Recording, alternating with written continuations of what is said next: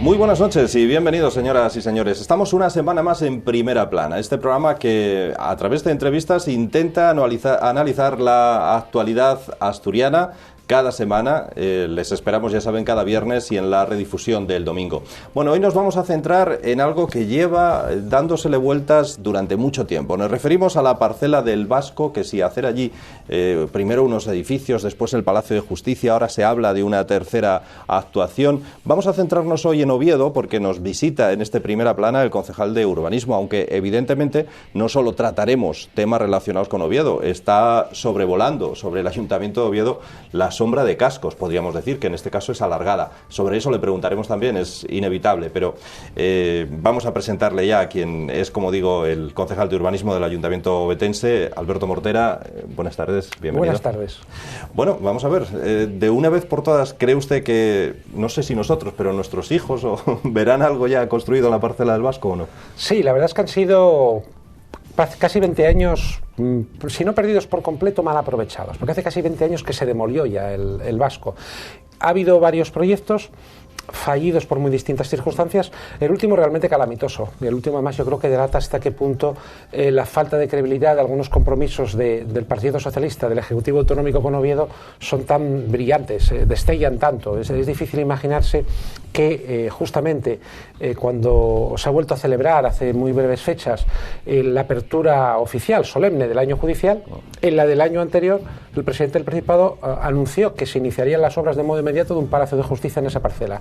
No ha habido nada, no hay nada, ese proyecto está cancelado, no va a haber Palacio de Justicia ni en ese lugar ni en ningún lado con este Ejecutivo, y sí llegó incluso a arbitrarse una auténtica falsedad, que es que existía un problema de financiación por parte de la empresa que lo iba a llevar a cabo. Pues bien, esa misma empresa, ese mismo grupo empresarial, ha presentado un proyecto de inversión de más de 53 millones de euros para promover, por otra parte, lo que inicialmente estaba previsto, que son viviendas, unas 120 viviendas, tampoco un gran número de viviendas en una parcela de más de 15.000 metros cuadrados, y un suelo dotacional público-privado, se verá en su definición final cómo queda ese tema, que solucione por lo menos un apartado importante, que es que ese hueco, ese resto de lo que fue un ferrocarril que ya muy pocos recuerdan en la ciudad, un apeadero, salga de esa situación de abandono y al menos sirva como lo que es, para lo que es, una tarjeta de presentación incluso para quien entra a la ciudad de Oviedo, y sirva además también para notar que el motor económico que es Oviedo para la región y el pulso económico de la capital se recupera en buena medida cuando hay inversiones importantes y cuantiosas, en este caso del sector privado, como esta de la que estamos hablando. Por tanto, viviendas y espacio destinado también para algún posible edificio público, ¿o no? Sí, hay edificios dotacionales que se denominan la jerga urbanística. Pueden ser públicos, pueden ser privados, pueden ser mixtos, se verá en el desarrollo de las obras. Estamos hablando de unas obras que alcanzarán los próximos 2 años antes de que eso concluya. 8.000 de esos metros cuadrados serán zona verde, no necesariamente ajardinada, puede ser una plaza, pero serán espacio para todos los ovetenses en esa antesala del norte de la ciudad, y por tanto creo que eso sí mismo es buena noticia, porque ciertamente, y dicho con claridad, en este momento simplemente que se reemprendan las obras es buena noticia. Es bueno para la ciudad de Oviedo, insisto, lo que delata, lo que sí deja bien a las claras es hasta qué punto el único compromiso que ha sostenido, por ejemplo, la líder del Partido Socialista en Oviedo con los ovetenses en 4 años, su único compromiso fue: haremos un Palacio de Justicia en el Vasco. No vale, no ha servido para nada, es papel mojado, y creo que prueba hasta qué punto la credibilidad de algunos, de algunas en este caso, no está ya ni en entredicho, es evidente que es nula. Quizá no era tampoco el momento, ¿no?, de ponerse a construir un Palacio de Justicia en un momento económico como el que estamos, ¿o no? A mi juicio era igual un buen momento, porque además el planteamiento que había hecho el Ejecutivo Autonómico no era descabellado. Lo que ocurre es que, como tantos compromisos que se asumen cuando hay que efectuar las obras y el gasto en la capital de Asturias, no se hace. Habitualmente o se posterga o se pospone o definitivamente se cancela. No era un mal planteamiento, porque lo que se pretendía, sigue siendo necesario, es agrupar las sedes judiciales. Están en 5 inmuebles distintos de la capital. ¿Qué significa ello? Que además de la inversión importante, pero que se financiaba al menos a 20 años, por tanto era asumible para ese presupuesto en el muy largo plazo, el Principado iba a disponer de esos edificios, de lo que ahora conocemos como las oficinas de justicia, por ejemplo, en Llamaquique, de los antiguos edificios de justicia en Buenavista, de una serie de dependencias que son reutilizables y que además el Principado necesita. ¿Para qué? Para oficinas, para empezar. Para oficinas de sus propios empleados. En este momento el Principado de Asturias está pagando alquileres importantes dentro de la ciudad. Por tanto, había una amortización planificada de esa inversión y había un retorno desde el primer año en la medida en que se ahorrarían gasto corriente en pago de alquileres. El proyecto era viable, sencillamente con este ejecutivo es muy difícil creerse nada. O es peor, es mejor creerse lo siguiente: cuando se anuncia una inversión importante en Oviedo, no se lleva a cabo. Habla de vivienda y decía dotación pública. ¿Con la firma todo ello de algún arquitecto de renombre o no? No, si iba a ser Santiago Calatrava, evidentemente no es quien firma ese proyecto, tampoco era quien firmaba el Palacio de Justicia. Por desgracia, yo creo que alguna miopía en su momento al respecto llevó a cuestionar muy mucho las características de una arquitectura, de un tipo de arquitectura muy personal, muy característica, que es la de Santiago Calatrava, pero que es una de las grandes firmas de la arquitectura mundial y está concluyendo ya de modo definitivo el Palacio de Congresos, el Calatrava, como denominamos en Oviedo, como se conoce en Asturias, a ese edificio en la antigua parcela del Carlos Tartiere. No se ha optado al final por ese modelo, que fue muy controvertido, insisto, en su momento, y vamos a ir a un tipo de arquitectura que es funcional, que desde el punto de vista residencial es semejante a lo que existe en el entorno de esa parcela y que en el aspecto dotacional y de espacios libres de uso público, de zonas verdes, de plazas, creo que gana lo que es un gran salón urbano, un nuevo gran salón urbano en la ciudad y por tanto eso por sí mismo es bueno. Se ha ido a profesionales de Asturias, hay muy buenos profesionales en la arquitectura en Asturias por ventaja, no tienen indudablemente el renombre internacional de una de las 10 grandes firmas que puede ser Santiago Calatrava, pero estoy seguro que dentro de 24 meses podremos felicitarnos de lo que hay y lamentar ciertamente que un proyecto como el de Palacio de Justicia no haya visto la luz porque el lugar era un lugar idóneo para ello. ¿Es incompatible el proyecto actual con llevar en un futuro, cambiar de opinión y llevar allí dotaciones para justicia o con el propio Palacio de Justicia al que se hablaba? O sea, ¿cerramos definitivamente la posibilidad de construir allí? Se cierra definitivamente ese capítulo porque no es compatible con el proyecto que se había presentado. Hay que pensar que se necesitaban entre sótanos, garajes, plantas bajorrasantes y edificios en altura 60.000 metros cuadrados. No hay posibilidad ninguna de encajar con el nuevo proyecto ese Palacio de Justicia en el futuro. No hay voluntad política, se ha visto claramente que no existía de verdad, no va a haber posibilidad física en el futuro. Volvemos, por desgracia, como en tantas veces en nuestra región, a la casilla de salida, a la casilla número 1. Por tanto, la necesidad, que sigue siendo imprescindible, miles de profesionales de la Administración de Justicia, no solo quienes trabajan en la Administración de Justicia, abogados, procuradores, muchos profesionales en la capital del Principado se ven obligados a un peregrinaje innecesario dentro del propio casco urbano. Llegará al Palacio de Justicia, evidentemente llegará con otro ejecutivo. Deseamos muchos que sea de otro color político, pero desde luego llegará con un ejecutivo que como mínimo sea capaz de cumplir los compromisos que ese mismo ejecutivo asume con los propios asturianos, pero concretamente sobre todo con Oviedo y con los obetenses. ¿A qué deben dedicarse los terrenos del todavía Hospital de Asturias una vez que se trasladen definitivamente a los nuevos? ¿Sería esa una buena ubicación para un Palacio de Justicia o unas oficinas judiciales? Es una hipótesis, sin duda, porque es de las viables también en un plazo, por desgracia, indeterminado. Y lo es porque el nuevo UCA, el nuevo Hospital Universitario Central de Asturias, universitario no lo es porque las facultades se quedan en el Cristo, no tiene fecha de inauguración. Y además, a poco que sigamos la actualidad, vamos viendo cómo el presidente Areces demora siempre, cada vez que interviene, 3 meses o 6 meses más la inauguración de ese complejo futuro. Ahora se está hablando de mediados del año 2012. Evidentemente, antes de que ese hospital esté a pleno rendimiento, no se puede tocar en la parcela que hay, porque es algo neurálgico para la sanidad asturiana. Por tanto, no antes de 2012, o de mediados del 2012, podríamos disponer de ese suelo. Una vez dispongamos, estamos hablando de más de 120.000 metros cuadrados, tiene que haber equipamientos. Esta puede ser una buena idea, Palacio de Justicia, puede haber un recinto ferial, habrá viviendas sin duda, guste más, guste menos, o sea, no hay por qué decirle a todos nuestros espectadores lo que cada cual quiere oír. Habrá porque el Principado de Asturias, que es el dueño de ese suelo, gobierne quien gobierne, buscará una cierta rentabilidad y además porque también los edificios de viviendas confieren vida a una zona. A partir de ese momento se podrá plantear lo que se quiera diseñar. Deberíamos empezar a diseñarlo sobre papel primero, pero siendo conscientes que si esa es la opción para la Administración de Justicia, nunca antes del nuevo UCA, nunca antes al menos de mediados del 2012. mediados del 2012, con accesos o sin accesos, porque el Principado culpa precisamente al Ayuntamiento de Oviedo de que no puedan ir adelante esos accesos para el UCA, para el nuevo hospital. No, los accesos de hecho van adelante. De hecho, es una... Se solucionó ya ese problema. Es una afirmación peregrina, además del Principado. Nunca hubo tal problema, más allá de solicitar algo tan evidente que cualquiera que circule por ahí lo puede ver, que lo que queremos es que 3 torres de alta tensión, solo 3, se soterren. Lo pedimos en todas partes, lo estamos pidiendo en San Claudio, lo estamos pidiendo en Coyoto, lo hemos hecho ya en La Corredoria. Queremos que desaparezca en la medida de lo posible, y es casi siempre posible, del conjunto del casco urbano de Oviedo, las torres de alta tensión. Allí donde hay obra, enterramos esos tendidos. Eso es lo que le hemos pedido al Principado. Ha dicho que no primero y con silencio ha respondido después. En todo caso, los accesos a Luca van adelante en esa primera fase de accesos, porque falta una comunicación absolutamente vital que con estas demoras estamos aún a tiempo de retomar, que es la conexión de Luca con la S2, con la Ronda del Naranco, con la autovía a Gijón, la última que se ha inaugurado, que es vital para esa área norte de la ciudad, porque si no convertiríamos a muchísimos miles de asturianos cada día, se verían forzados a circular por el viario, por las calles interiores de La Corredoria. Esto es pésima noticia para La Corredoria y sería una muy mala solución para el conjunto de los asturianos, fundamentalmente quienes viven en el área central de la región. Por tanto, hay que recordar que estamos a tiempo, que esa obra es urgente y desde luego la primera fase, el acceso desde Cerdeño, está en marcha y todo apunta además que se va a concluir bastante primero que las obras del propio hospital. Por cierto, hablando de planes urbanísticos, tenemos que hablar de ese convenio de Villa Magdalena. Vaya polémica que ha traído, ¿no?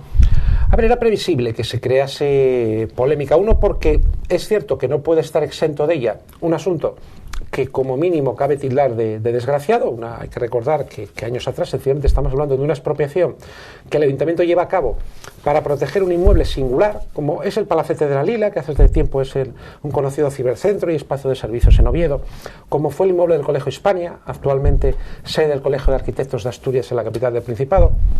Una expropiación que se disparó, esto es cierto, en sus valoraciones contra toda lógica, no contra toda justicia, porque hay una decisión de la Administración de Justicia al respecto, pero creo que cualquiera entiende que las cuantías que se fijaron como expropiación no se corresponden con el precio mínimo objetivo de una zona que es un viejo palacio de primeros del siglo XX rehabilitado, muy atractivo, y un jardín, que además debe quedar y preservarse como jardín. A partir de ahí, creo que el Ayuntamiento de Oviedo, creo que el alcalde de Oviedo ha, entre distintas soluciones, optado por, también como casi siempre suele hacer el alcalde de Oviedo, por la más viable y por la que además va a dejar un fruto que yo creo que es innegablemente positivo para la ciudad, que es un gran espacio de aparcamiento mayor que el que tenemos en la Escandalera, en el corazón de la ciudad. No hay ciudad ninguna, española ni europea, que desdeñase una posibilidad de esa naturaleza. Poder llegar al centro, quien no vive en la propia ciudad sobre todo, y estacionar en el propio centro, bajo rasante, no ocupando espacio siempre muy valioso del corazón de las ciudades, creo que en sí mismo es una buena noticia. Lo es también para la economía, lo es para la actividad que se va a generar, pero sobre todo creo que a cambio de una compensación que se estaba negociando, obtener un gran aparcamiento en el futuro para Oviedo es en sí mismo una noticia que desde luego no desdeñaría jamás, por ejemplo, nuestra vecina ciudad de Gijón. ¿No cree que en todo esto de Villa Magdalena, en ese asunto de la expropiación de la que hablaba antes su compañero de corporación Jaime Reinares, pudo cometer un error, ¿no? No hubo errores en la medida en que lo que era absolutamente inesperado y absolutamente inesperable era que los fallos finales y las valoraciones finales que se efectuasen fueron las que fueron, había una transacción. Por tanto, ese edificio, cuando se expropió, tenía un precio reciente de transmisión. Resulta poco sensato que esa transacción por un precio medido se multiplique por 6 apenas un año después. De eso no tiene responsabilidad administración alguna. Pongo, por ejemplo, un caso de también nuestra vecina ciudad de Gijón, bastante semejante. Cuando Gijón optó por la expropiación del Teatro Jovellanos, estableció un precio de partida que luego fue multiplicado por 14, nada menos que por 14 en una sentencia posterior. Era ese el precio del Teatro Jovellanos, del antiguo Teatro Jovellanos. A mi juicio no, a mi juicio de los gijoneses tampoco. Era la única posibilidad de salvar esa pieza para que ese elemento de la ciudad importante para Gijón, para que sea lo que es, un centro cultural para Gijón. No había otra. Por tanto, ¿fue un error? A mi juicio no. ¿Fue un error el caso de Villamadrena? A mi juicio tampoco. Si no se expropia ese edificio no existiría. No nos debemos llamar jamás a engaño. Ese edificio habría desaparecido, estaba ya prácticamente en ruinas y hoy en día sería un montón de escombros y una ruina en el corazón de la ciudad. Por tanto, creo que expropiar fue acertado y desde luego no era fácilmente imaginable, no había un vaticinio pensable en aquel momento que dijera que la expropiación, a cambio de la expropiación había que indemnizar, que pagar una cuantía como la que finalmente se sancionó por los tribunales. ¿Puede garantizar que ese aparcamiento en el Parque San Francisco, ese aparcamiento subterráneo, no va a dañar el parque? Completamente. Además es que se está mintiendo al respecto. Algunos de los que mienten lo hacen a sabiendas. No es algo demasiado extraño dentro del Partido Socialista o dentro incluso de parte del mundo que se mueve en torno a Izquierda Unida. Y digo que mienten a sabiendas por una sencilla razón. Es que el parking no está debajo del campo San Francisco. En eso se miente y lo saben. El parking es la prolongación del actual aparcamiento de la Escandalera, que conocen todos los asturianos, porque lleva más de 3 décadas en el centro de la ciudad, y esa ampliación se hace levemente hacia el Paseo de los Álamos y fundamentalmente se hace hacia el otro lado, hacia la Plaza del Carballón. Por tanto, lo que va a hacer ese aparcamiento es extenderse, prolongarse, alejándose del campo San Francisco. No se va a tocar en ningún caso ninguno de los árboles, más allá que digo, además de un campo San Francisco para los que somos amantes del medio ambiente, que hay que, sobre un espacio natural hay que pensar que los árboles no están para siempre. Este último invierno las nevadas importantes se llevaron por delante 8 de los árboles que existían. Se reponen, se recuperan y así funciona el mantenimiento de un parque, incluso de un espacio forestal más salvaje. Pero realmente el aparcamiento subterráneo se va a desarrollar justo hacia el otro lado y levemente hacia la calle Uría, nunca en dirección al campo de San Francisco. Por tanto, quien alerta de ese peligro miente, y algunos de los que mienten lo hacen a sabiendas. Hay contenciosos, no obstante. La justicia puede que aclare esta situación, creo, ¿no? Incluso, decía usted, el aparcamiento de la Plaza Escandalera con los propios propietarios de ese aparcamiento. Sí, eso sin duda. Y ahí, lo que se ha producido es lógico, es una colisión de intereses privados. Es lógico que ante un proyecto de esta naturaleza haya más posibles empresas candidatas a ejecutarlo, y eso es lo que realmente dirimirá a la Administración de Justicia y a sus resultantes y a sus sentencias, evidentemente a sus pronunciamientos estaremos, porque si lo que se ha cuestionado incluso por todas las partes desde el punto de vista judicial ha sido la forma en la que se ha establecido el convenio, dicho de un modo coloquial. Eso es lo que está en discusión, no el fondo del asunto, no el que se pueda compensar, pagar una expropiación mediante una concesión de suelo subterráneo. Eso no está en discusión por parte de nadie. Menos en discusión está el que es bueno para la capital del Principado disponer de un parking en el centro de la ciudad. Es el formato jurídico por el que se ha optado lo que está en discusión, y ahí estaremos sencillamente a lo que disponga la Administración de Justicia, y cuando haya sentencias firmes al respecto sobrará en consecuencia. Pero yo creo que dentro del marco jurídico que se aprobó, dentro de ese convenio, o incluso remodelando ese convenio, un aparcamiento para el futuro, con una década y para más allá de una década en el centro de la ciudad, mayor que la Escandalera, es bueno para Oviedo indiscutiblemente. ¿Cuándo estaría ese aparcamiento y cuántos años de obra, dicen algunos, vamos a tener que padecer para construirlo? No habría indudablemente el conjunto del aparcamiento, que además sería por fases, es lógico, porque estamos hablando de unas 2.000 plazas de garaje, lo cual quiere decir que si en este momento contamos con unas 500 en el aparcamiento actual, pensemos en 3 fases de 500 que se irían poniendo en el mercado sucesivamente, porque parte serían para rotación, como es el actual aparcamiento de la Escandalera, parte sería para venta de residentes. Hay muy poco garaje, muy poco espacio para aparcar en el centro de la ciudad, como en el centro de casi todas las ciudades de cierta antigüedad en nuestro país. Eso no es un elemento extraordinario y por tanto se desarrollaría poco a poco. El impacto físico en superficie será escaso, no nulo, pero sí muy escaso. Ejemplos recientes, una obra, miren, para que quede muy claro el que la capacidad de ejecutar una obra no tiene que ver con las siglas de un partido político. La obra que se efectuó en Yamaquique sin perjuicio de otras, el apeadero ferroviario de Yamaquique sin perjuicio de otras circunstancias, fue una obra que tuvo muy poco impacto en superficie hasta el final. ¿Por qué? Porque se horada, se excava sin que aflore esa obra a la superficie. Un mecanismo, una operación de esa naturaleza que las empresas asturianas de ingeniería pueden efectuar perfectamente, evitarían que la molestia imprescindible en una pequeña fase de las obras se extendiera a lo largo del tiempo, y por tanto creo que ese también es una duda que podemos y veremos resolver de modo favorable para todos los que recorremos, paseamos por una circunstancia u otra el corazón de la ciudad. Por cierto, que tiene usted a la consejera de Cultura del Principado muy enfadada y ayer venía a decir que ya está bien del latiguillo del cerco a Oviedo y daba datos que, según ella, demuestran que hay inversiones del Principado en el aspecto cultural en Oviedo y que echan por tierra eso de que se está poniendo por parte del Principado un cerco a Oviedo. La verdad es que en el apartado cultural en concreto, lo que hay por parte del Principado de Asturias no es ni un cerco, es un desastre de proporciones continentales y además con cosas y datos que en ocasiones son numéricos, por lo numérico resaltan su relevancia y en otras es simplemente una muestra de desdoro digna de mejor causa.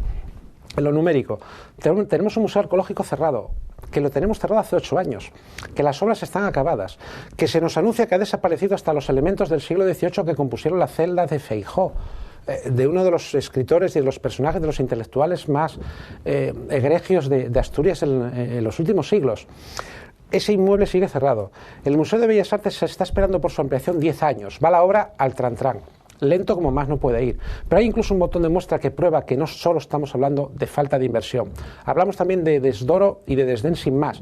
Lo que está ocurriendo en el prerrománico asturiano, en San Miguel de Lillo, con las pinturas de 11 siglos de antigüedad, murales, completamente desaparecidas, con las humedades que realmente corroen las paredes, los cimientos y el tejado, la cubierta de ese edificio. El grado de abandono al que se ha llegado en el prerrománico asturiano, cuando no una cifra mínima, pero menos de $500,000 de euros hubieran permitido evitar lo que es un escándalo que en cualquier otro país de nuestro entorno hubiera no solo traspasado fronteras, sino desde luego arrasado a algunos responsables políticos, es prueba absoluta, ya digo, no ya de un cerco, no, es prueba de un desastre y de una auténtica calamidad que se cierne y que se ha cernido además en protección del patrimonio histórico sobre muchas cosas y muchos bienes de nuestra región. En Oviedo tenemos el abandono del prerrománico, pero la propia consejera, que fue concejal y responsable político del Ayuntamiento de Gijón, podría explicarnos a los asturianos, evitando a los asturianos la hilaridad, evitando las risas, cómo puede ser posible que los restos de la Campa de Torres aparezcan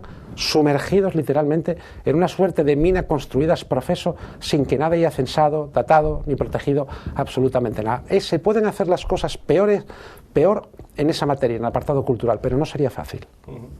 Ese cerco a Oviedo podría acabar si, según las encuestas que hemos leído este fin de semana, se permitiera, se aceptara que Cascos, Francisco Álvarez Cascos, encabezara la candidatura del Partido Popular Asturiano y, dicen las encuestas, ganaría entonces las elecciones, cambiaría el signo político del gobierno regional. ¿Qué opinan ustedes, no? Yo creo que desde luego el cambio de un signo político en el Ejecutivo Autonómico es necesario, y es necesario por varias razones. Hay una incluso casi de biología política, me atrevería a decir. Son 30 años, es verdad, que con un episodio controvertido y triste que ocurrió bajo las siglas del Partido Popular hace ya unos cuantos años. Llevamos 30 años de hegemonía del Partido Socialista, legítima hegemonía, ganada a las urnas, y de los socios que unas veces llamaban el Partido Comunista, otras veces Izquierda Unida, han ido cambiando de nombre. ¿Qué tenemos 30 años después en Asturias? Más atraso, más paro, indudablemente, la economía más contraída y hasta menos población.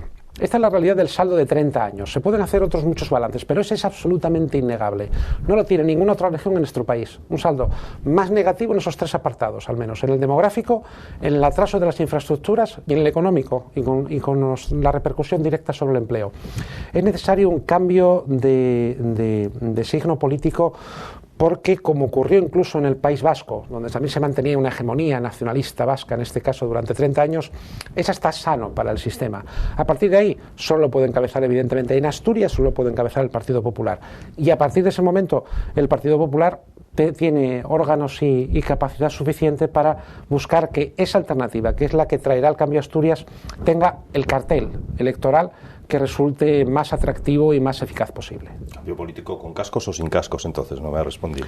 Lo tendrá que dirimir en los órganos competentes del Partido Popular, que en este caso esencialmente pasa por la dirección regional y pasa indudablemente por la dirección nacional. Lo que sí es absolutamente seguro es que la decisión que se adopte, que será de consumo, como ocurre en todos los partidos políticos dentro de sus propias mecánicas internas, lo que es seguro es que será saludable para cambiar lo que tenemos. Y lo que tenemos, no nos equivoquemos, es que si del 2011 al 2015 volvemos a tener lo que hemos tenido desde el 79, esta misma tendencia hacia atrás, este declive, se va a perpetuar. Cada vez seremos menos, pero menos en población, que nos podemos contar. Cada vez tendremos menos economía productiva, cada vez tendremos menos empleo y cada vez tendremos aún más atraso con las grandes infraestructuras que la región necesita, y algunas de ellas, como la autovía del Cantábrico, se iniciaron las obras, no ya los proyectos, casi cuando muchos de nuestros telespectadores prácticamente no habían nacido. Por cierto, ¿no es un poco lamentable la imagen que se está dando con todo esto, siguiendo con el tema de cascos, la imagen que se está dando en el Partido Popular, de desunión en el Partido Popular? Usted usted pertenece además a la Comisión Ejecutiva. Al Comité Ejecutivo Regional.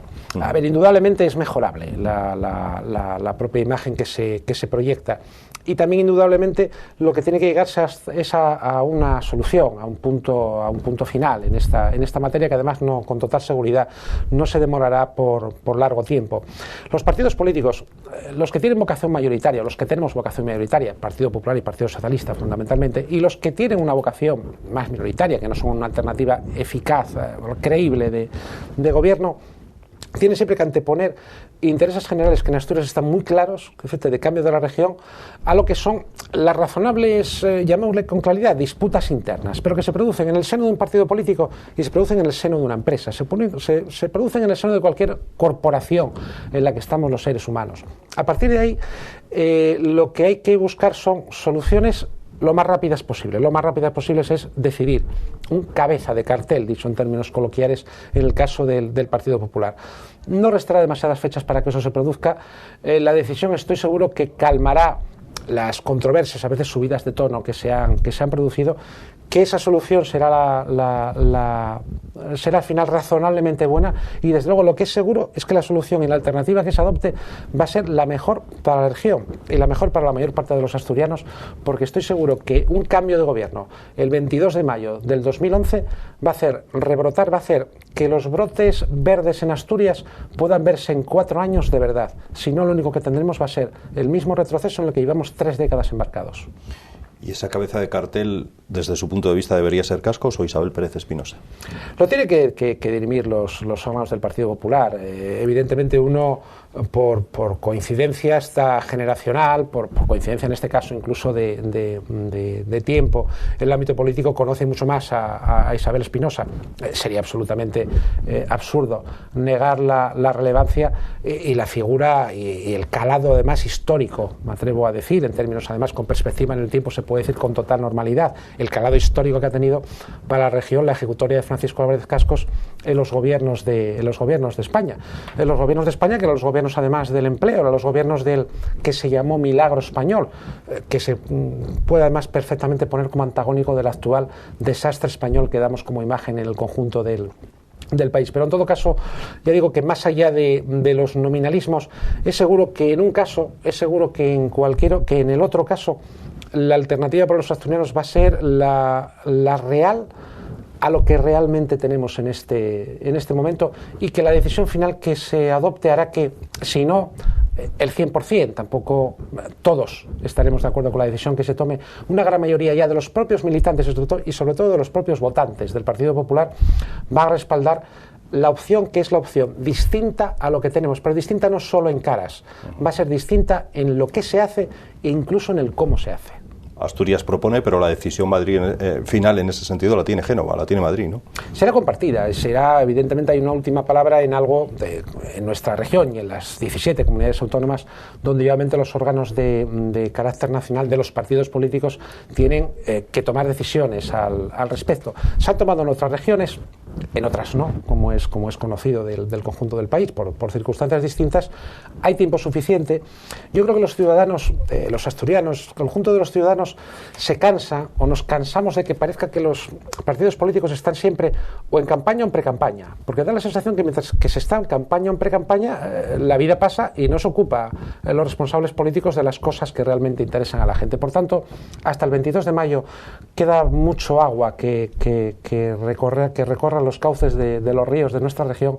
Mucho antes de ese 22 de mayo habrá una solución y desde luego la oferta, la alternativa del Partido Popular gozará del respaldo que queramos los asturianos, pero si ese respaldo es mayoritario, esta región va a sufrir una sacudida para bien que necesita desde hace ya mucho tiempo. ¿Porque usted cree que Rajoy se atrevería a imponer a Cascos? en la... Eso no lo puede decir más que el propio presidente del partido, Mariano Rajoy, evidentemente. Tomará la decisión, supongo que con sus compañeros y sus directivos más próximos. En Asturias fuimos muy unánimemente favorables a la alternativa Mariano Rajoy como presidente del Partido Popular y como candidato para el 2012. Creo que además guste más o guste menos a cada ciudadano la imagen que proyecta Mariano Rajoy. Me atrevo a decir incluso que el talante, ahora que se habló del talante del presidente Zapatero, hace mucho ya que no se habla, porque cuando se perdió cualquier sombra de talento ya nadie recuerda ni el talante, que la proyección que ahora mismo tenemos de Mariano Rajoy como una persona sensata, fundamentalmente sensata, cuando estamos rodeados de malas noticias, fruto casi todas de la insensatez, es seguro que esa misma sensatez va a acompañar la decisión final que se tome sobre la candidatura o el cabeza de cartel, sea hombre o mujer, que se adopte en el Partido Popular en Asturias. Por eso digo que creo que la decisión final tendrá ese componente de sensatez que es justamente el que precisamos los asturianos. Usted que conoce al alcalde, ¿por qué cree que cambió de opinión, Gabino, sobre este asunto? Primero le propuso e incluso llegó a decir que era un galáctico y después cambió de opinión, se deshizo en lo dicho. No, yo creo que el alcalde de Oviedo dijo que era un galáctico y mantiene razonablemente que estamos, lo decía, con la antelación ante una figura política en los últimos 15 años de primer nivel, y no digamos nada en el páramo político asturaluso, donde la figura política más relevante dentro de la política asturiana ha sido el propio alcalde de Oviedo, sin lugar a dudas, en los últimos 20 años. Nadie ha perpetrado la transformación en su área de competencia en ninguno de sus espacios, en la comunidad autónoma ni en ninguna otra ciudad que ha llegado a producir Gabino de Lorenzo en Oviedo. Yo creo que lo que parece evidente, parecía incluso más evidente hace pocas fechas, es que había incluso una propia indecisión por parte del propio Francisco Álvarez Cazco sobre la decisión, digamos, de dar el paso, y que esa dificultad para dar el paso podía suponer un lastre para las propias opciones electorales del Partido Popular. Eso es la razón de ser fundamental del criterio que ha defendido y que defiende el alcalde de Oviedo, que va a defender además siempre lo mismo en cualquier circunstancia. Va a defender en su caso muy claramente lo que sea mejor para Oviedo. Lo que ocurre que clarísimamente, yo creo en este momento, lo que es mejor para Oviedo es mejor para Asturias, porque creo que casi todos los asturianos, sobre todo los no vetenses, envidian en el buen sentido de la palabra el cambio que se ha producido en Oviedo en los últimos 15, 20 años, y por tanto que eso se puede expandir al conjunto de la región. Creo que sería esa transmisión, esa emigración de un proyecto, de un modo de hacer las cosas, de una serie de proyectos que han sido llevado a cabo.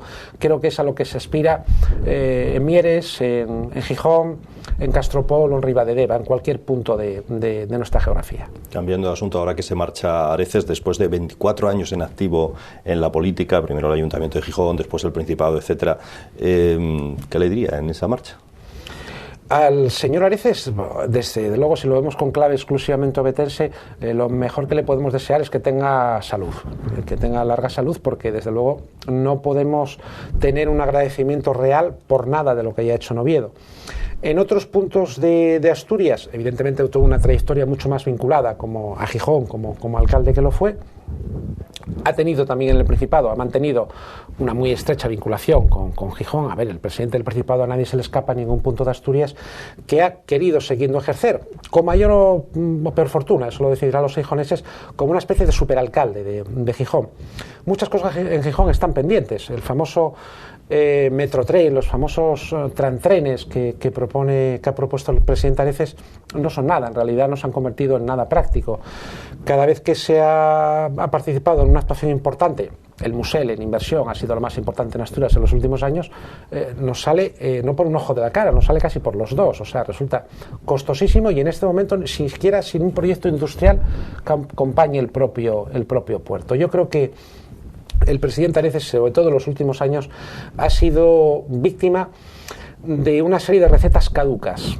Además de recetas caducas que en el caso de este gobierno están traídas por un dogmatismo de partida, que es el peor de los escenarios. El que niega la realidad se coloca en una realidad paralela y dice, perdone, yo tengo un determinado carné de partido y por lo tanto voy a seguir siempre esta doctrina, aunque la realidad cambie. La realidad es que esa realidad sí cambió en Asturias de modo muy significativo, que las recetas del presidente del Principado no han cambiado y cada vez se ha ido divergiendo más una situación de otra. Y por eso estamos otra vez, por desgracia, camino de los 80.000 parados.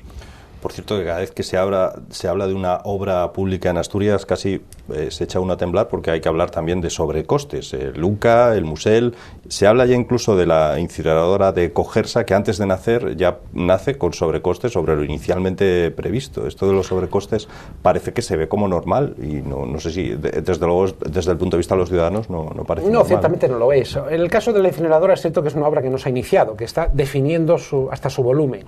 Y por tanto tendrá que perfilar un proyecto definitivo con un presupuesto definitivo.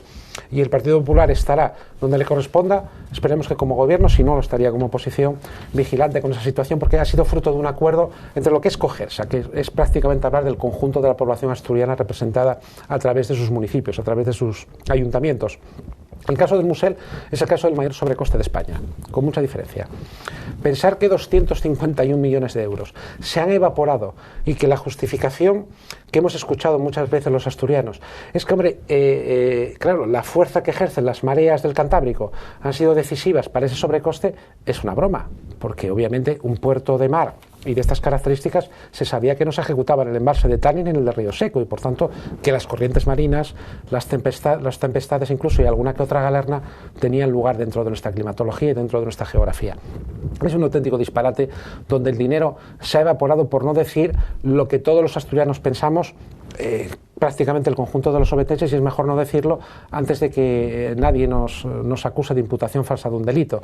Pero es lamentable lo que se ha producido. Lo que se ha producido en el UCA no es ya que se hayan evaporado más de 90 millones de euros, es que ni siquiera tiene fecha de entrada en funcionamiento en este momento. A ver, es que se gestiona mal, partiendo de proyectos que no están adecuados a las dimensiones de lo que necesitamos, evoluciona esa gestión aún peor y casi nunca se acaban las obras. Es que la autovía del Cantábrico no es una casualidad, es que el Musel es otra, es que el UCA es otra. Todo es mucho más caro, todo tarda mucho más tiempo en ejecutarse y algunas cosas ni siquiera parece que veamos nunca al final. Bueno, le traslado por último una cuestión que nos preguntan los propios vecinos de Oviedo. Nos hablan de la fuente de la plaza de Longoria Carvajal. ¿Qué va a pasar? ¿Se va a trasladar o no por esas molestias que dicen que sufren, etcétera? ¿Qué va a ocurrir? La voluntad es que la fuente como tal, construcción, se quede. La fuente no va a seguir, digamos, con una suerte de surtidores convencionales. Ya no lo está, hace bastante tiempo. Hubo una sentencia judicial, antes mencionábamos la que afectó a una expropiación, al caso de Villa Magdalena, que como todas puede ser como mínimo discutible, y la realidad estricta es esta, es que 3 ciudadanos entendieron que producía un exceso de ruido los surtidores de esa fuente. Fueron a un pleito, y dicho con claridad, ganaron ese pleito. A partir de ese momento se ha corregido esa situación para que no haya una emanación, una contaminación acústica excesiva. De hecho, en este momento no hay ninguna. Ahora bien, en este momento, plantearse el traslado, un traslado costoso, de un elemento que es esencialmente parte del mobiliario urbano ornamental, es decir, que no estamos hablando de un servicio básico, en ningún supuesto, a un coste de 1 millón de euros a otro punto del municipio, en este caso la plaza del Concellín en la Corredoria, mire, es bastante mejor que con ese dinero hagamos otras obras, entre otras distintas, otras que servirán también para la mejora y para mejores servicios. Pienso, por ejemplo, en juegos infantiles o en áreas deportivas para personas mayores en la propia Corredoria. Vamos a ir por ahí, porque gastarse con la que está cayendo en la España que nos deja como legado Zapatero 1 millón de euros en ese traslado sencillamente no es propio de gestores mínimamente convencidos de lo que hacen y mínimamente prudentes a estas alturas del 2010. Pues nos quedamos sin tiempo. Le agradezco el que haya estado con nosotros hoy, Alberto Mortera, concejal de Urbanismo, y además el que haya respondido. Sin ningún tapujo, no ha habido ninguna pregunta de la que haya pasado, y yo se lo agradezco personalmente que haya querido responder a todas las que le hemos planteado. Gracias por estar aquí. Gracias a vosotros. Y a ustedes decirles que nos vamos a una mínima pausa publicitaria y a la vuelta seguimos conociendo diferentes, ya saben, asociaciones y ONGs que actúan, que trabajan, que viven para Asturias. Volvemos de inmediato. Pues aquí estamos, después de esa pausa publicitaria, seguimos en Primera Plana. Ya saben que la segunda mitad de este programa de entrevistas se centra en conocer a ONGs, a asociaciones que trabajan, que viven, que sirven a Asturias en diferentes ámbitos. Hoy nos vamos a ocupar de una asociación que en este caso se ocupa de los inmigrantes quizá ahora menos, pero que durante algún tiempo llegaban de forma mucho más extensa a Asturias. Y para eso, hablamos de Asturias Acoge, esa es la asociación, para eso está con nosotros Adama Youf, que es vocal del área jurídica de Asturias Acoge, senegalés además, así que le damos la bienvenida. Lleva en España desde hace 3 años, si no me equivoco. Adama, ¿qué tal? ¿Cómo estás? Muchas gracias. Bien, pues que no me quejo, gracias a Dios. Llevo en España poco tiempo para mí, porque son 3 años y pico, pero mucho por mi familia. Pues bueno, aquí vamos, estamos. ¿La familia la tienes aquí o la familia está en África y que me echan mucho de menos y dicen que pues basta y que tengo que regresar, me toca regresar. ¿Y te lo planteas regresar? Sí, me lo planteo, sí, de verdad, porque es que esta falta de cariño y de afección que están pasando, creo que tenemos para solucionarlo que juntarnos. La única manera de momento es ir a África. Y regresar con ellos. Y regresar, sí se puede, inshallah, si Dios quiere. Inshallah significa si Dios quiere, somos muy creyentes. Eso sí sería una buena opción, pero con la situación actual, pues que, como dicen los ingleses, wait and see, que esperamos a ver qué va a pasar, pero si mejoran las condiciones, pues sí, ¿por qué no? Decíamos que Adama es el vocal del área jurídica de Asturias Acoge. Si te parece, empezamos explicando a Adama qué es Asturias Acoge. Bueno, Asturias Acoge es una máquina muy grande que hace una labor fenomenal, como lo digo siempre. Una asociación de acogida a inmigrantes, una asociación donde tenemos 15 nacionalidades diferentes. Venga donde venga el inmigrante, pues está acogido en esa asociación gratuitamente. El colectivo senegalés es el colectivo actualmente el más representativo, pero no es el único, que vienen hasta 15 nacionalidades. Y que en esa asociación tenemos 3 áreas: la área social, la área educativa, la área sensibilización y jurídica, donde soy vocal. Abre todas las semanas, de lunes a viernes, de 4:30 hasta las 8:30. Se dan clases de español. Fui donde yo aprendí el español, el castellano que estoy hablando hoy, a través de la tele. Lo aprendí gracias a la ayuda de esa asociación, Asturias Acoge. Empecé con esa asociación con beneficiario hace 3 años. Entonces, todas las semanas se dan clases de español, con más de 45 voluntarios que tenemos en la asociación, profesores. Tenemos también un ropero para dar ropa, abrigo, sobre todo con el invierno cuando hace frío. Tenemos también un banco de alimentos. Con esa crisis, pues 2 veces al menos al mes, en colaboración con el Banco de la Unión Europea, distribuimos alimentos por los inmigrantes, los necesitados. Tenemos también con la área jurídica de sensibilización asesoramiento todos los jueves de 6:30 hasta las 8:30. Eso es lo que se hace con esa máquina, como lo dije antes, que es Asturias Acoge. Muy bien, te agradecemos el esfuerzo además en ir hablando castellano, que todavía pues te puede costar. Eso iba a preguntarte, ¿se les acoge en qué sentido? Porque llegan, evidentemente, algunos de ellos llegarán incluso en patera y después en autobús hasta Asturias. ¿Se les acoge y en qué sentido? ¿Se les busca un lugar donde quedarse, comida? ¿Qué es lo que se hace? Es que nos gustaría poder hacer todo lo que acabas de decir, que son cosas muy buenas por los inmigrantes, ¿no? Pero es que, aunque lo dije antes que es esa máquina grande, pero no tenemos todos los recursos financieros para solucionarlo. Entonces, ¿cómo trabajamos? Sí, hacemos la acogida de los inmigrantes, pero derivándole a otras asociaciones o ONGs más específicas, dependiendo de sus necesidades. Pero particularmente la asociación Asturias Acoge es lo que hace. Tú vienes, está con tu segunda familia, con tu casa. Te damos clases de castellano, de español, ropa, alimento, Si necesitas meter los papeles o tienes problemas con el tema de la justicia, pues tenemos abogados para facilitarle el trámite y defenderte. Pero si necesitas más cosas como el alojamiento, en general nosotros solemos trabajar con otras ONG, otras asociaciones que están aquí en Asturias. Derivamos gente a otras asociaciones. Correcto. ¿Se nota que hay una menor inmigración, menor llegada de inmigrantes como consecuencia de la crisis que padecemos o no? Sí, que notamos por los recién llegados desde hace... casi voy a decir 2 años, pues notamos que vienen menos. Pero sí, hay llegadas. Comparando Asturias dentro de España, sí, hay otros inmigrantes en unas situaciones, condiciones muy difíciles que nos llegan.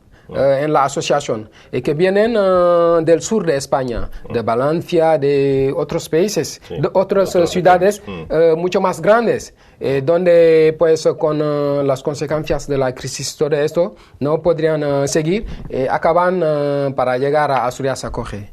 Pero por los que llegan desde África, pues no, lo notamos que hay una bajada. Sí. Lo decías hace un instante, la tendencia antes, sobre todo en quienes vienen de hacia abajo del Sáhara, los subsaharianos. Subsaharianos, ¿qué somos? Hay una tendencia, hasta ahora había una tendencia a venir solos, dejando allí las familias. Sí. Y me imagino enviando los ahorros que podáis conseguir aquí, eso. allí a la familia. Eso Está cambiando también, ¿no? Está cambiando, como lo dije antes del programa, que aquí venimos para buscar la vida, pero yo vengo para aprender. Muchos como yo vienen también para aprender cosas. Nos gusta mucho lo de la interculturalidad. Aquí aprendimos que los españoles pues no inmigraban como nosotros lo hacemos, porque nosotros inmigramos solo, dejando toda la familia detrás. ¿Cuánto tiempo? No sabemos. Pero con lo que aprendemos aquí, con ese intercambio, sabemos que no, mejor podremos, mientras que estamos aquí buscándonos la vida, venir con nuestra familia.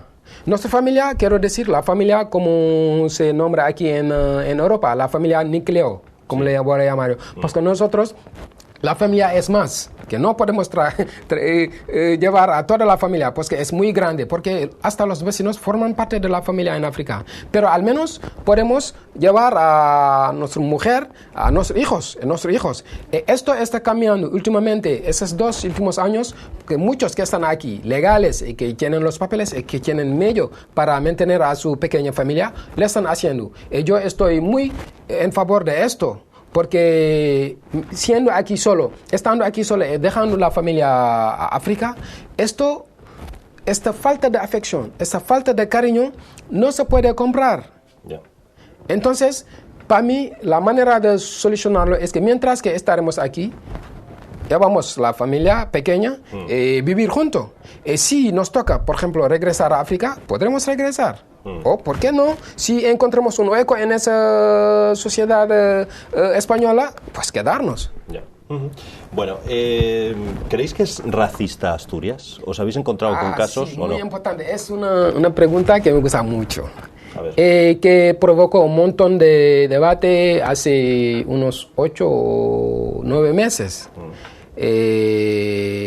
Yo decía que no estaba contra esta campaña que intentaron hacer, porque para mí es que nosotros a veces somos los bouc émissaire, los chivos expiatorios, correcto. Que con esa crisis a veces cuando la situación se pone difícil, ¿qué se hace?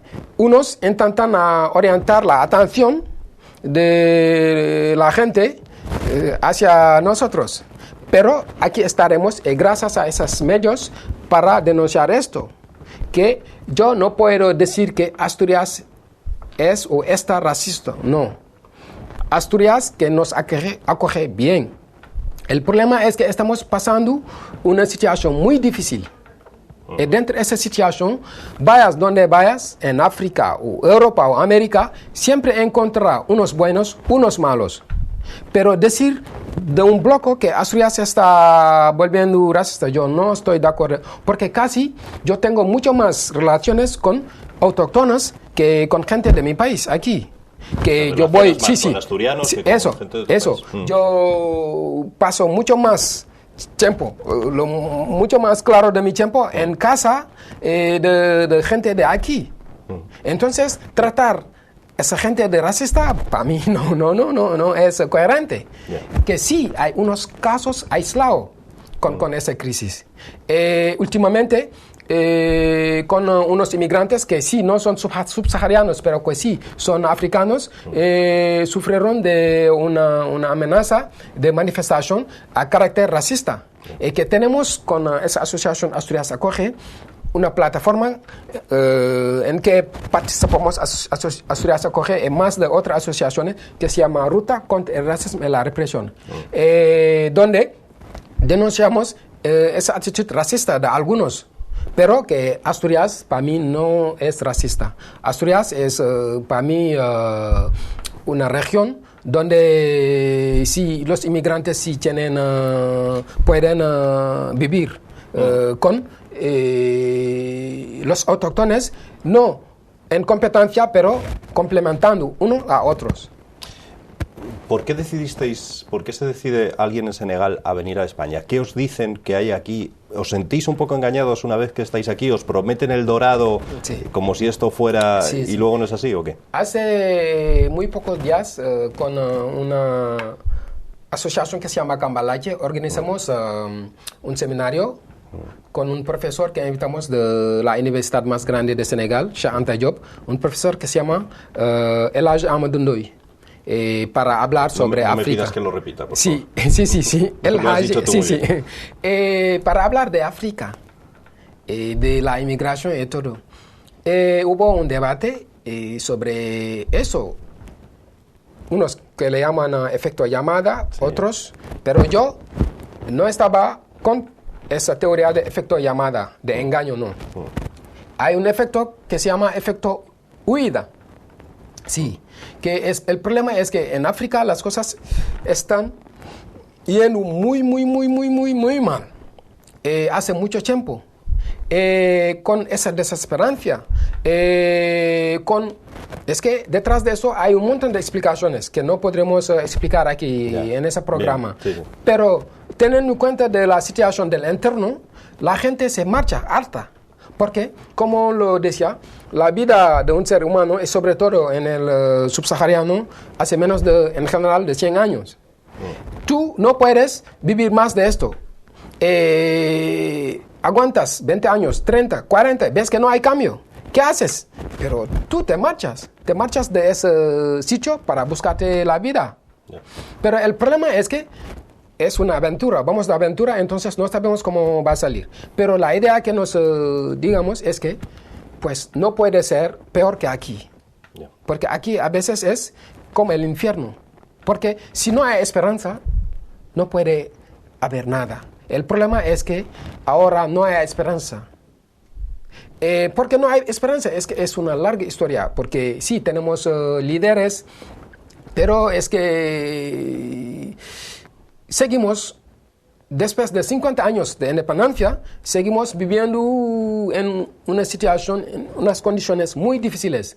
Y por unos, la única salida es inmigrarse. Si inmigrarse puede ser una solución individual, pero a nivel colectivo somos muy conscientes de que esto no va a solucionar el problema de África. ¿Puede vivir una familia en África con el sueldo que desde aquí o con lo que ahorre alguien que aquí ya cobra un sueldo bastante básico, un inmigrante que aquí cobra normalmente poco, que realiza un trabajo que en muchos casos los españoles no quieren, y con eso, con lo que sobra, con lo que podéis ahorrar, puede vivir una familia en África? No una familia, pero mucho, porque aquí lo que se llama una familia es papá, mamá e hijo o hija. Más, sí.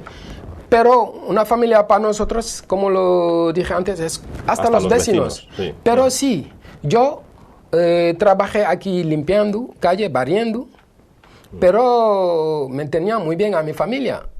En África, tú te dedicas a estudiar, luego tienes títulos y todo, formación profesional y todo, pero con lo que cobras no llega a la quincena del mes. Yeah. Pero aquí, para ir a barrer, no hace falta ir a la universidad para aprenderlo. Pero con lo que cobras, tú mantienes perfectamente tu familia. Sí. Por eso la gente está aquí. Yeah. Bueno, en Asturias acoge, nos decías antes que hay todo tipo de nacionalidades. Normalmente, decías que Senegal es el país que más ha aportado. Normalmente, ¿atendéis a gente que ha llegado a España de forma irregular, podríamos decir? Sí, Asturias acoge es una asociación abierta a todo tipo de inmigrantes, venga donde venga, lo que sea independientemente de su situación. Independientemente. Entonces, un inmigrante que necesita algo, que Asturias acoge, está abierto para acogerlo, ayudarlo y orientarlo. Eso. Precisamente eres vocal del área jurídica de Asturias y sensibilización de Asturias Acoge. Sí.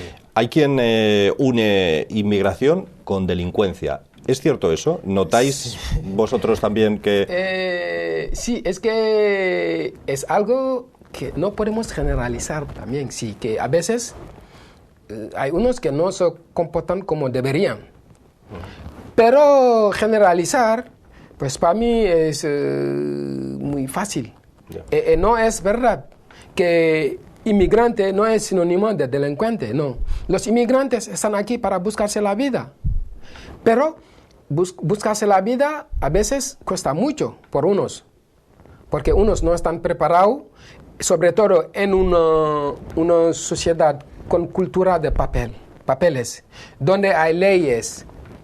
La gente llega, no está preparado, no tiene papeles, hasta no sabe que para hacer cualquier actividad hay que tener autorización, porque en África muchas cosas no hace falta tener papeles, falta solo tener lo que los americanos llaman know-how, saber hacer. Tú sabes hacer una cosa, pues hágalo. Pero aquí no, oye, primero hay que tener el papel, hay que tener la autorización. Esto sí se puede llamar delito, no sé, eso es el problema. Pero es que no podemos dejar de vivir. Tenemos que buscarnos la vida, tenemos que pagar el alquiler, tenemos que mandar algo por la familia que espera en África. Entonces, tenemos que hacer algo. Pero ir a agredir a la gente, no. Ir a robar, no. Pero vendiendo sedes, vendiendo deberes, vendiendo bolsas para buscarse la vida, porque tampoco vamos a ir a pedir dinero a mendigar, no. Porque queremos hacer algo. El problema es con el sistema, pues por ser, como nos llaman, entre comillas, sin papeles, ilegal, pues es que es el único remedio que podemos hacer. Pero asimilar inmigración y delincuencia, digo que no, yo no. Yo no estoy de acuerdo. ¿Cómo llegaste tú a España? Yo llego a España legalmente con visado, pero desde Francia, Francia, país que con quien llevamos 4 siglos de relación. 3 siglos de francesa. 3 siglos de esclavitud, 1 siglo de colonización. Yeah. Viajé a Francia con visado, pero no me gustó nada la manera que me acogieron.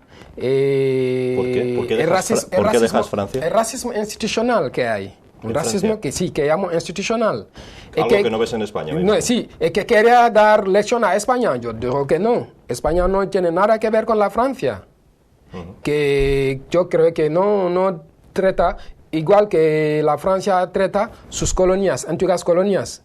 Que España lleva mucho mejor relaciones que sus antiguas colonias que la Francia. Y que no tienen que dar lección a España, ¿no? Fui en Francia, cuando pregunté qué tal aquí, me decían que no, aquí si no te metes en cosas prohibidas, pues vives tranquilamente y te buscas la vida. Yo cogí el tren, fui a Irún, buenos días Asturias, aquí estoy, llevando 3 años y pico.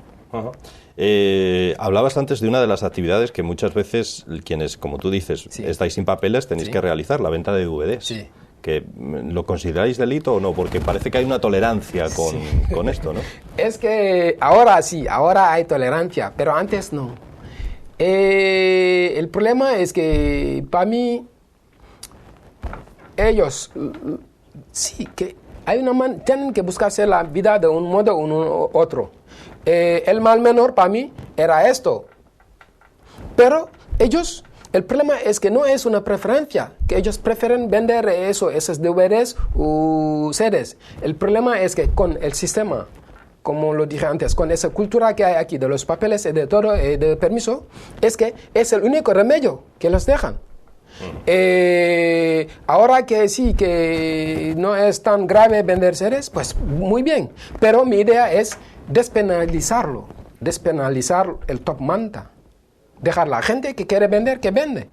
Entonces, ¿qué pasa? La gente que quiere comprar DVDs o CDs puede reconocer las falsas de las buenas. Y no tienen el mismo precio. El que quiere un DVD de buena calidad, que vaya a comprarlo en el sitio donde se venden. Y quien quiere comprarlo más barato, que lo compra. Y así unos buscan la vida y los otros siguen distribuyendo sus productos. Yo no lo considero como un delito. ¿El mayor número de cuestiones que resolvéis en el área jurídica, qué es? ¿Cuál es? ¿Con qué está relacionado? ¿Con qué tema? Es que ahora sí hay menos, pero antes hubo una ola de interdicción, de orden de expulsión. Ah, bien, de órdenes de expulsión. En firme, de muchos chavales, que había que, con los abogados, ir a defenderle al juzgado para poder meter los papeles. Pero gracias a ellos, pues solucionamos mucho. Casi la mayoría metieron los papeles y lo consiguieron.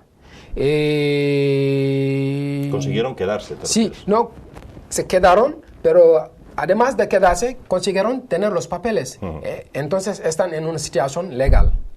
Pero hace unos meses, casi hace 6 meses, el problema era esto, que muchos habían cumplido, según la ley, los 3 años de arraigado social para meter los papeles. Pero su problema es que tenían una orden de expulsión en firme.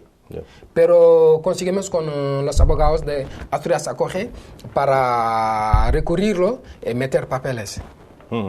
Hay más, bueno, algunos dicen que hay más permisividad, es la palabra, que se permite más en España que en otros países de la Unión Europea con los inmigrantes, en cuanto a que aquí hay más facilidades para regularizar la situación, ¿o no? Sí, pero yo no lo voy a llamar permisividad, porque para mí permisividad es un poco, lleva esa connotación negativa. Pero yo le voy a dar esa connotación positiva. Porque por mí es lo que debería ser. Que entonces ellos, sí, aunque a veces recibiendo unos órdenes desde la Unión Europea, suelen endurecer en lo que llama Eduardo, un escritor, sí. Eduardo Romero, en uno de sus libros, A la vuelta de la esquina, lo que llama las fronteras interiores, suelen endurecer desde orden que reciben la Unión desde Bruselas, sí. Endurecer esas fronteras y detener a más gente y mandarlo por África. Fuera de esto, pues si comparas España a otros países, que pues somos los mejores. Sí, que yo no voy a llamar de permisividad, pero lo llamo es que están humanos y comprenden que la gente, si la gente viene aquí es para buscarse la vida. Y sobre todo yo intento explicarlo por esto, porque dicen que muchos españoles también tienen esta historia de inmigración, que si ellos no inmigraron, sus padres o sus abuelos inmigraron a algún sitio, y sobre todo unos sin papeles. Entonces, digo que pues esto les sirve un poco de memoria para bien tratar a esos inmigrantes que somos. ¿Y los inmigrantes se integran bien en Asturias desde el punto de vista de lo que podéis observar en Asturias Acoge o no? Sí, que estamos trabajando en ello, en esa integración. Y hay un tema que llaman inclusión social, que estamos trabajando muy bien con la gente para explicarle, aquí estamos. Tenemos que buscar un hueco para formar parte de esa sociedad. No podemos estar aquí parados, no. Pero formamos parte, entonces tenemos que integrarnos. Sí, que nos tiene que acoger la sociedad aquí, española, pero nosotros también tenemos que hacer un esfuerzo para poder adaptarnos. ¿Y lo hacéis? ¿Crees que lo estamos haciendo, pero falta mucho, pero por eso estamos trabajando con esas asociaciones para sensibilizar, para romper esas barreras, para romper esas clichés. Que a veces son clichés racistas, pero la gente luego, después de romper esas barreras, ven que somos todos iguales, somos seres humanos, punto. Eso. ¿Cuánta gente puede haber pasado? ¿Tenéis datos de cuánta gente puede pasar por Asturias Acoge? Mucha gente. Ahora, pues, puede ser que vamos a ver cómo cuantificarlo, pero con el tema de esa represión policial que había, de control de datos, todo esto, para proteger a nuestros beneficiarios, nunca quisimos tener esos datos para comprometerlos. Entonces, lo que podríamos decir es que más de 15 nacionalidades frecuentan a la asociación. Cada semana, más de 100 inmigrantes vienen a la asociación. Para tener una idea. Cada semana más. Cada semana, sí. Eso. Y decías tú que en muchos casos vienen de otras regiones buscando en Asturias lo que no han podido encontrar allí. Eso, ¿no? sí. Los que vinieron dentro de España nos llegan de Valencia, de Sevilla, de Madrid, de Barcelona, de Andalucía. Unos que están aquí, que han cumplido los 3 años o más, pero que no consiguen meter los papeles. Que nos están llegando ahora, es el nuevo perfil de los beneficiarios de Asturias Acoge. Nos están llegando a la asociación y nosotros estamos haciendo lo posible para ayudarles a documentarse. Unos están consiguiendo sus papeles. Correcto. ¿Algunos de los que vinieron lo hicieron en patera, cruzando el estrecho, algunos de los que llegaron hasta vuestra asociación? Sí, muchos, sobre todo, en general, todos los que están llegando por dentro del país, porque llegaron aquí sin visado, sin pasaporte, pero viviendo 3 o 4 años al sur, sin tener papeles, sin tener esperanza o posibilidad de meter los papeles, nosotros tenemos esa cultura oral de boca a boca. Esto funciona. Los primeros que consiguieron sus papeles a través de Asturias Acoge, pues lo comentan a los otros. Así van llegándonos para intentar documentarse y luego volver a su sitio. Lo último que siempre pedimos a nuestros invitados cuando hablamos de una de las asociaciones o ONGs asturianas es que se dirijan a la audiencia, a la cámara, y el último mensaje que quieran lanzar, les cedemos gustosamente esos minutos. Así que, pues, lo último que quieras decir, Adama. Bueno, lo último, agradeceros, daros las gracias para permitirnos, a través de este programa, darnos a conocer la asociación Acoge, lo bueno que está haciendo. Entonces, primero eso, agradeceros. Segundo,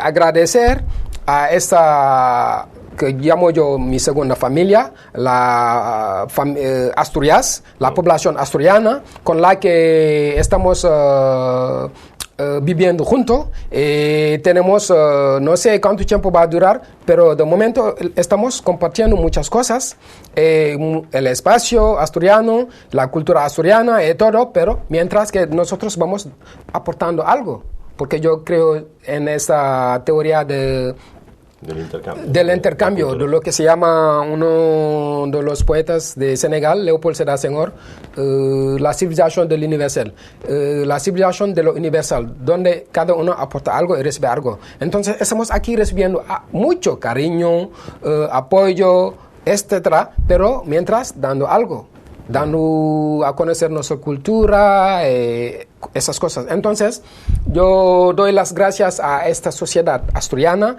por acogernos. Pues eso. Pues ojalá que volviéramos otra vez a repetir el programa para comentar más cosas. Asturias no se parece mucho a Senegal, ¿no? Es muy diferente, pero muy igual, muy diferente porque es otro clima, es otra cultura, pero... Otro paisaje. Otro paisaje, pero veamos que son humanos. En África también somos humanos, entonces eso. Muy diferente por el exterior, pero por dentro sí que somos muy iguales porque somos muy humanos y eso.